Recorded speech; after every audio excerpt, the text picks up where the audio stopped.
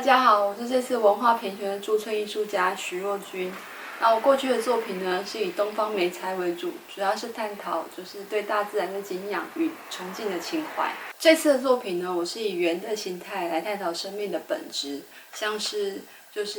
如果一个球体的话，它可以变成复制，然后变化成世间万物的各种姿态。所以呢，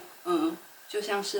很像是基因里面的一个遗传因子。然后呢，它可能遗传因子或者是突变的可能，然后呢，它可能会让我们每一个人生成了不同的特征，然后呢，还有性情，甚至是外观，因此让我们开始自以为的定义所谓的正常，然后开始分类跟比较差异。但是其实说穿了，我们其实就只是最初如自然界根本的法则，我们都只是基因里面千千万万种其中之一而已。那这次的作品在媒材上面，我利用了不一样的一些纤维在里面，然后这些纤维其实是跟自己的自身的经验也有关系。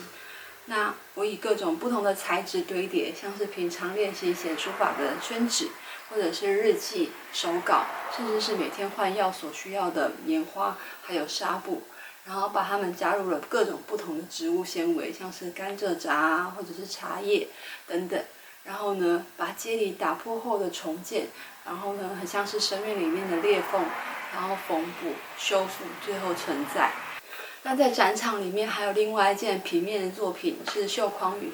绢布的结合。那这件作品呢，其实绢布对我来讲是一个很熟悉的媒材，因为在过去绘画的时候会时常的用到。但是每次在用的时候，我就在想，怎么样可以把这个绢布和它的框做一个结合，这样子。因此后来我就想到了绣框，它其实是有承载着一些古代女红或者是做手工的时候的一些历史背景跟意义，它都需要一种反复，然后细腻，然后安静，然后不断重复一样的动作来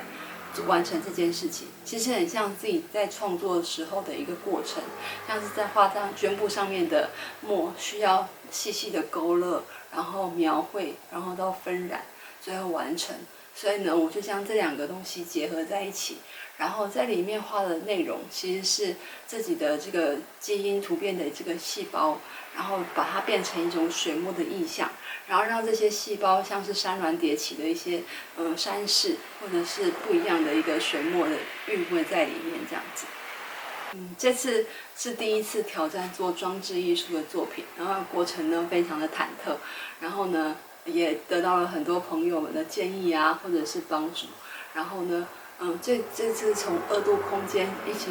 直接转换到3度空间时，其实从